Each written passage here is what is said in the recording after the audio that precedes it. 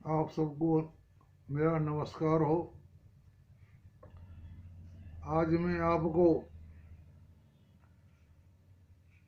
राम राज्य का संक्षिप्त वर्णन तथा सीता वनवास के बारे में बताऊंगा। जब राम भगवान लंका से अयोध्यापुरी आ गए थे, उसके बाद उन्होंने राम राज्य के अंतर्गत सीता वनवास दिया। उसके बारे में आपको मैं संक्षिप्त कहानी सुना रहा हूँ, ध्यानपूर्वक सुनना। तो महादेव जी बोले कि हे पार्वती, लोकांतरों में घूमते हुए रावण ने एक दिन नारद जी को ब्रह्मलोक से आते हुए देखकर उनसे नमस्कार करके पूछा, भगवान, मैं बलवानों के साथ युद्ध करना चाहता हूँ। आप तीनों लोकों से परिचित हैं, कृपया बतलाइए मुझसे लड़ने योग्य महाबली पुरुष कहाँ मिलेगा। तब मुनीश्वर ने बहुत देर तक सोच कर कहा, हे महामते, श्वेत द्वीप के रहने वाले बड़े बलवान और विशाल शरीर वाले हैं, तुम वहां जाओ।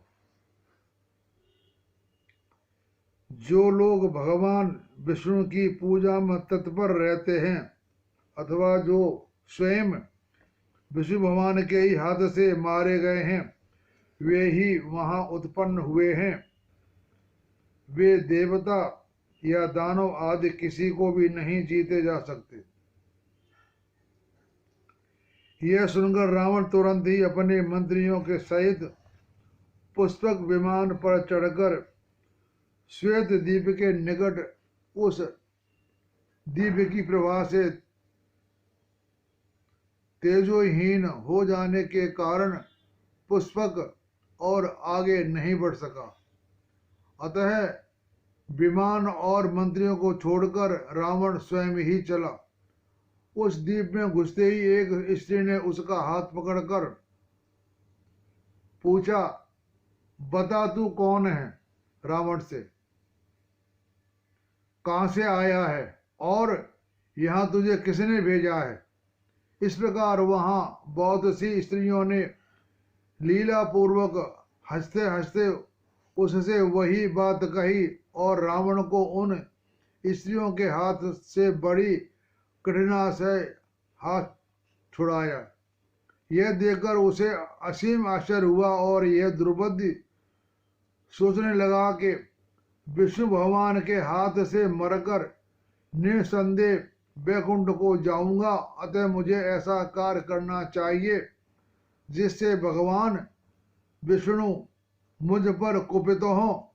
ऐसा सोचकर ही उस असुर ने वन में श्री जानकी जी को हर लिया था। हे राम, आपके हाथ से अपना वध करने की इच्छा से ही रावण ने आपको परमात्मा जानते हुए भी श्री सीता जी को चुरा लिया और उनका माता के समान पालन किया। यानी रावण जब सीता माता को ले आया था तो उनका पालन माता के समान किया था। हे राम, आप परमेश्वर हैं। आप त्रिकालदर्शी एवं विकल्प से रहित होकर अपनी ज्ञान दृष्टि से भूत भविष्य और वर्तमान ये सब कुछ जानते हैं। हे स्वामिन, आप अपने भक्तों को मार्ग दिखाने के लिए सारी लीलाएं रचते हैं तथा आप संपूर्ण लीला लोकों से पूजित होकर भी मनुष्य रूप से हम जैसे मुनियों के वचन सुनते हुए दिखलाई दे रहे हैं। रावण इतना ज्ञानी था, वह सब कुछ जानता था। उसके बराबर कोई अभी तक ज्ञानी नहीं हुआ। उसने सभी देवताओं को की सिद्धि प्राप्त कर ली थी और सभी देवता उसकी बात को मानते थे। लक्ष्मीपति भगवान राम सीता जी भाइयों तथा मंत्रियों के सहित संसारी पुरुषों के समान घर आचरण करते हुए घर में रहने लगे। यानी भगवान एक ऐसे साधारण व्यक्ति, आम व्यक्ति की तरह रहने लगे। उन्होंने असंग होते हुए भी अपनी प्रिया के साथ नाना प्रकार के भोगों को भोगा। वे सदाई हनुमान आदि श्रेष्ठ वानरों से घिरे हुए रहते थे। एक बार पहले के ही समान भगवान राम के पास पुष्पक विमान आया और बोला, भगवान मुझे कुबेर जी ने अपने यहाँ से फिर आप ही की सेवा में भेजा है। वे कहते हैं कि पहले तुझे रावण ने जीता था और फिर उससे श्री रामचंद्र जी को जीता है, अतः जब तक वे पृथ्वी तल पर रहे तब तक तू उन्हीं को धारण कर। जिस समय रघुनाथ जी वैकुंठ को चले जाएं उस समय तू मेरे पास आ जाना। यह सुनकर श्री रघुनाथ जी ने सूर्य के समान देदीप्यान पुष्पक से कहा, तेरा कल्याण हो, जिस समय मैं तेरा स्मरण करूं उस समय तू मेरे पास आ जाना। यह बात पुष्पक श्री रामचंद्र भगवान से कह रहा है। कहते हैं भगवान ने कहा, अब तू जा और मेरी आज्ञा से गुप्त रूप से सर्वत्र रहे। यानी मेरी आज्ञा है कि तू गुप्त रूप से हर जगह रहे, किसी को दिखाई मत देना। पुष्पक को इस प्रकार आज्ञा दे श्री रामचंद्र जी अपने भाइयों और मंत्रियों के साथ मिलकर पूर्ववासियों के संपूर्ण कार्य यथा योग्य रीति से करने लगे। त्रिलोकीनाथ लक्ष्मीपति भगवान राम के शासन काल में पृथ्वी धन धान से पूर्ण और वृक्ष फल आदि से संपन्न थे। तो श्री रघुनाथ जी के राज्य में समस्त पुरुष धर्मपरायण थे। स्त्रियां पति सेवा में तत्पर रहती थीं और किसी को भी अपने पुत्र का मरण नहीं देखना पड़ता था। भगवान राम सीता जी भाइयों और वानरों के साथ विमान पर चढ़कर पृथ्वी पर घूमा करते थे। उन्होंने संसार में बहुत सी अमानवीय लीलाएं की। एक बार एक ब्राह्मण पुत्र को बाल्यावस्था में ही असमय मरा देख और ब्राह्मण को बहुत शोक करके जान रघुश्रेष्ठ परमात्मा महामति राम ने वन में तपस्या करते हुए शूद्र को उसका कारण मानकर मारा और बालक को जीवित किया तथा शूद्र को अत्युत्तम स्वर्गलोक दिया। उन्होंने लोगों को उपदेश देने के लिए जगह जगह करोड़ों शिवलिंग स्थापित किए और सीता जी का सब प्रकार के अलौकिक भोगों से अनुरंजन किया। इस प्रकार परम धार्मिक भगवान राम धर्म पूर्वक राज्य शासन करते रहे और उन्होंने संपूर्ण लोगों के पाप दूर करने वाली अपनी पवित्र कीर्ति कथा संसार में स्थापित की। तीनों लोग जिनके चरण कमलों की वंदना करते हैं उन माया मानव शरीरधारी श्री रामचंद्र जी ने विधिपूर्वक 10,000 वर्ष राज्य किया। राजसी भगवान राम एक पत्नी व्रत का पालन करने वाले थे। वे पवित्र चरित्र राम जी लोगों को शिक्षा देते हुए गृहस्थाश्रम के समस्त धर्मों का पालन करते रहे।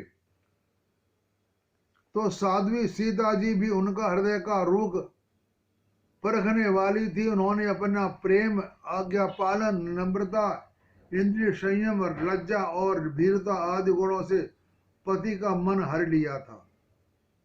एक दिन श्री रघुनाथ जी ने अपने क्रीड़ा वन के संपूर्ण भोगों से संपन्न भवन में एकांत में सुखपूर्वक बैठे थे।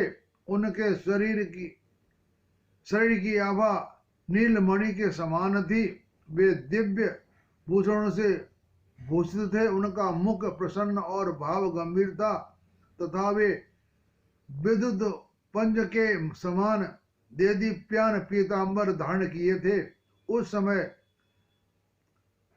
सर्वलंका सुर सुसज्जित कमल दल लोचन श्री सीता जी ने अपने कर कमलों से श्री रघुनाथ जी की चरण सेवा करते हुए उनसे कहा, हे देवादिदेव, हे जगन्नाथ, हे सनातन परमात्मन, हे चिंतानंद स्वरूप, हे आदि मध्य और अंत से रहे सबके कारण, हे देव देवताओं के आकर मुझसे एकांत में बहुत कुछ प्रार्थना करते हुए आपके वैकुंठ पधारने के विषय में कहा है। वे कहते हैं कि तुम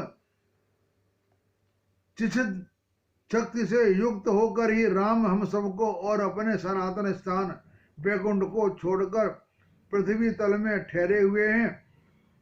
हे जगतधात्री कमल नयन राम सदा मेरे साथ ही रहते हैं। यदि तू पहले वैकुंठ को चली जाए तो श्री रघुनाथ जी भी वहां आकर हमें सनात कर देंगे।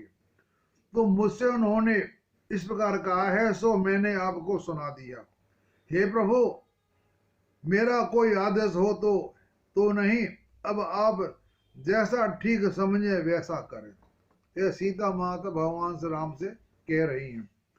सीता जी के वचन सुनकर रघुनाथ जी के कुछ देर सोचकर कहा, देवी मैं यह सब जानता हूं, उसके लिए मैं तुम्हें उपाय बतलाता हूं। मैं तुमसे संबंध रखने वाले लोकापवाद के विषय में तुम्हें लोक निंदा से डरने वाले अन्य पुरुषों के समान वन में त्याग दूंगा। वहां श्री वाल्मीकि जी के आश्रम में पास पहुंचे तुम्हारे 2 बालक होंगे। इस समय तुम्हारे शरीर में गर्भावस्था के चिन्ह दिखाई दे रहे हैं। बालकों को उत्पन्न होने पर तुम मेरे पास फिर आओगी और लोगों की प्रीति के लिए आदर पूर्वक शपथ करके तुरंत ही पृथ्वी के फटने से छिद्र द्वारा वैकुंठ को चली जाओगी। पीछे भी मैं आ जाऊंगा, बस अब यही निश्चय रहा। एकमात्र ज्ञान स्वरूप भगवान राम ने श्री सीता जी से ऐसा कहकर उन्हें अंतःपुर को भेज दिया और स्वयं नित्य श्री शास्त्र के जानने वाले मंत्रियों तथा मुख्य सेनापतियों से घिरकर वहां विराजमान हुए। सुधेगण वहां बैठे हुए राम की परिचर्या में लगे हुए थे और हास्य युक्त में कुशल विदूषगण उन्हें हंसा रहे थे। जैसे एक हास्य कलाकार होता है, ऐसे वहां पर उनको हंसा रहे थे। तब भगवान राम ने प्रसंगवश विजय नामक एक दूत से पूछा, मेरे सीता के, मेरी माता और भाइयों के अथवा के विषय में पूर्ववासी लोग क्या कहते हैं? मैं तुम्हें अपना शब्द कराता हूं, तुम भय न करके सही बात कहना। भगवान इस प्रकार पूछने पर विजय ने कहा, देव सभी लोग कहते हैं कि आत्मज्ञानी महाराज राम ने जो कार्य किए वे सभी बड़े दुष्कर हैं, किंतु उन्होंने रावण को मारकर सीता को बिना किसी प्रकार का संदेह किए ही अपने साथ लाकर घर रख लिया। यह ठीक नहीं किया। भला जिस सीता को दुरात्मा रावण ने निर्जन वन में हर लिया था, न जाने उसके साथ भोग भोगते हुए उन्हें क्या सुख मिलता है। अब हमें भी अपनी स्त्रियों के दुष्चरित्र को सहना करना पड़ेगा, क्योंकि जैसा राजा होता है प्रजा भी निसंदेह वैसा ही होती है।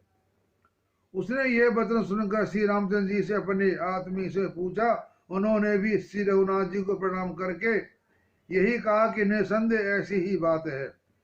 तो श्री रामचंद्र जी ने मंत्रीगण विजय और अपने सुहृदों को विदा कर श्री लक्ष्मण जी को बुलाया और उनसे इस प्रकार कहने लगे, भैया लक्ष्मण, सीता के कारण मेरी बड़ी लोक निंदा हो रही है, अतः तुम कल सवेरे सीता को रथ पर चढ़ाकर वाल्मीकि जी के मुनि के आश्रम के समीप छोड़ाओ।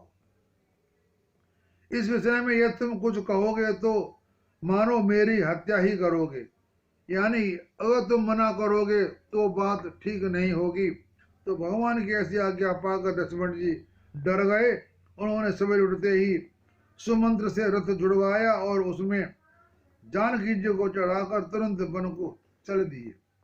तो वाल्मीकि मुनि के आश्रम पर पहुंचे तो उन्होंने सीता को उतार दिया और उसने कहा कि रघुनाथ जी ने लोकाभाव से डरकर तुम्हें त्याग दिया है, अतः हे माता, इसमें मेरा कोई दोष नहीं। अब तुम मुनीश्वर के आश्रम में चली जाओ। और सीता जी इस प्रकार लक्ष्मण जी तुरंत श्री रामचंद्र जी के पास चले आए। उस समय सीता जी अत्यंत दुखित होकर अति मूर्ख स्त्रियों के समान विलाप करने लगी। महर्षि वाल्मीकि जब इस शिष्यों के मुझसे यह बात सुनी एक स्त्री रो रही है तो उन्होंने दिव्य दृष्टि से जान लिया कि वह सीता जी हैं। मुनि भविष्य में होने वाली सब बातें जानते थे, अतः उन्होंने अध्याय से सीता जी को पूजन किया और उन्हें समझा बुझाकर मुनि पत्नियों की तरह सौंप दिया। वे मुनि पत्नियां मुनीश्वर के कहने से उन्हें साक्षात परमात्मा की भार्या लक्ष्मी जी जानकर नित्य प्रति भक्ति भाव से उनकी पूजा करती हैं और सदा ही अत्यंत आदर से नम्रता पूर्वक उनकी सेवा करती थी। इधर सीता जी को त्याग देने पर जिनके चरण कमलों का मुंडन सेवन करते हैं, वे विज्ञान चक्षु अद्वितीय आदिदेव परमात्मा राम भी समस्त भोगों की छोड़कर वैराग्यपूर्ण मुनियों के सामने रहने लगे। अथवा मेरा कहने का तात्पर्य यह है कि एक बार भगवान ने जब वनवास गए थे तो सीता माता को अग्निदेव को सौंप गए थे। उसके बाद वो माया भी सीता को लेकर वन में गए। उसके बाद दोबारा जब वनवास राज्य राम ने किया, उसके बाद उन्होंने अपनी ऐसी निंदा की बात सुनी तो उन्होंने पहले ही माता ने कहा था कि माता से कहा भगवान ने कि तुम अपने धाम को जाओ और मैं माया की सीता बना करके वन में भेजूंगा, तुम अपने धाम को चले जाओ। यानी यहाँ पर भगवान राम ने सीता माता को पहले अपने धाम में पहुंचा दिया और यहाँ भी मायावी सीता को लेकर के उन्होंने उनको वनवास दिया था। तो उसके बाद जब वन को चले गए, वहां जब वाल्मीकि ने संक्षेप में सुना तो मुझे संक्षेप से सहित बंद मोक्ष का संपूर्ण स्वरूप सुनाता हूं। मैं जैसा कहूं वह सब सुनकर तू उसी प्रकार आचरण कर, इससे तेरा कल्याण होगा। ये वाल्मीकि जी कह रहे हैं।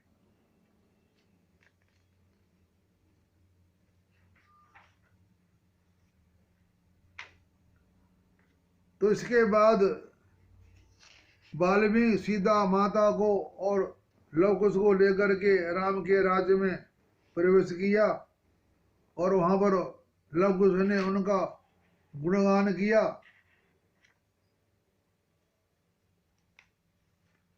और वाल्मीकि जी ने इस प्रकार कहने पर श्री रघुनाथ जी बोले, हे महाप्राज्ञ, हे सुव्रत, आप जैसा कहते हैं वैसे बात ऐसे ही है। मुझे तो आपके निर्दोष वाक्यों से विश्वास हो गया।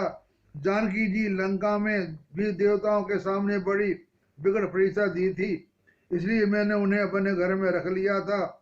किंतु हे ब्राह्मण, उन्हें सती सीता जी को सर्वथा निर्दोष होते हुए भी मैंने लोकानिंदा के वजह से कुछ दिन हुए छोड़ दिया है। सो आप मेरा यह अपराध क्षमा करें। मैं यह भी जानता हूं कि ये दोनों पुत्र कुश और लव मुझसे ही उत्पन्न हुए हैं। संसार में परम साधु सीता में मेरी प्रीत हो। उस समय राम जी का अभिप्राय जानकर समस्त देवगण अति उत्सुक हो ब्रह्मा जी को आगे कर सहस्त्रों की संख्या में वहां आए। तब बहुत से प्रजा जन भी प्रशिक्षित से वहां एकत्रित हो गए। तब रेशमी वस्त्र धारण किए हुए, उत्तर की ओर मुख और नीचे की नेत्र किए हुए सीता जी हाथ जोड़कर कहा, यदि मैं भगवान राम के अतिरिक्त अन्य पुरुष का मन से भी चिंतन नहीं करती तो पृथ्वी देवी मुझे आश्रय दे। सीता जी के इस प्रकार शपथ करते ही भूमि तल से एक अति अद्भुत परम दिव्य और अत्यंत श्रेष्ठ सिंहासन प्रकट हुआ। वह सूर्य के समान तेजस्वी सिंहासन दिव्य सरोधारी नागराजाओं द्वारा धारण किया हुआ था तथा पृथ्वी माता देवी ने जानकी जी को अपने दोनों भुजाओं से प्रेम पूर्वक ग्रहण कर उनका स्वागत किया और उन्हें आसन पर बिठा दिया। जब सीता जी सिंहासन पर बैठकर रसातल को जाने लगी तो उन पर दिव्य पुष्पों की निरंतर वर्षा होने लगी और देवताओं के मुख से साधुवाद का अति अद्भुत और महान घोष होने लगा। आकाश में स्थित देवगण नाना प्रकार के वचन बोलने लगे। सीता जी के शपथ करने से आकाश और पृथ्वी तल के समस्त स्थावर जंगम प्राणी और बड़े बड़े डील वाले वानरों से कोई चिंता करने लगे। कोई ध्यानस्थ हो गए।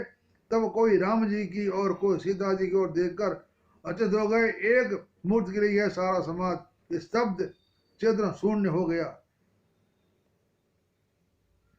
यानी मेरे कहने का मतलब यह है कि जब भगवान का कार्य यहाँ पूरा हो गया था तब देवताओं ने विनती की थी, भगवान अब आपका काम पूरा हो गया है, अब आप व्याकरण में पधारिए। तो सबसे पहले भगवान ने लक्ष्मण जी को भेज दिया कि तुम जाओ, क्योंकि भगवान लक्ष्मण शेषनाग का अवतार थे।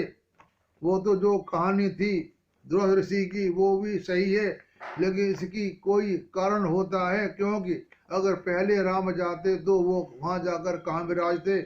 इसलिए पहले उन्होंने लक्ष्मण जी को भेजा शेषनाग के रूप में क्षीर सागर में, उसके बाद सीता माता को भेजा, उसके बाद स्वयं राम से सरयू नदी के द्वारा अपने धाम को चले गए। इस प्रकार ये कथाएं हैं संपूर्ण होती है। जब कोई कहीं अपने घर जाता है तो अपने घर वालों को ले जाता है, उसके बाद वे खुद जाते हैं। ऐसे ही रावण ने यही कार्य किया था। रावण को पता था कि मेरी मुक्ति भगवान से है, अगर मैं पहले मर गया तो मेरे पीछे भाई बंधु भतीजे हैं, उनकी मुक्ति कैसे होगी। उन्होंने पहले अपने सारे लड़के भाई परिवार को राम के हाथ से मरवा दिया, यानी मुक्ति दिलवा दी। उसके बाद रावण महाराज भी अपनी मुक्ति दिलाने के लिए भगवान के सामने उपस्थित हो गए और भगवान राम के द्वारा रावण महाराज की मुक्ति हो गई। इसलिए महान पुरुषों का यही कार्य होता है। हमें अपने अच्छे रास्ते घर पे जाना है, पहले अपने परिवार को भेज दो, उसके बाद तुम स्वयं जाओ। अगर तुम पहले चले गए तो तुम्हारे परिवार को पीछे वहां कौन ले जाएगा। यही अपनी वाणी को मैं विराम देता हूँ। और आपको कथा अच्छी लगी हो तो ध्यान से सुनना और इसको कथा को आप आगे भी शेयर करते रहना, इससे यह जागृति हर मनुष्य में आ जाए और उनका कल्याण हो। अतः आप सबका मैं धन्यवाद देता हूँ। नमस्कार।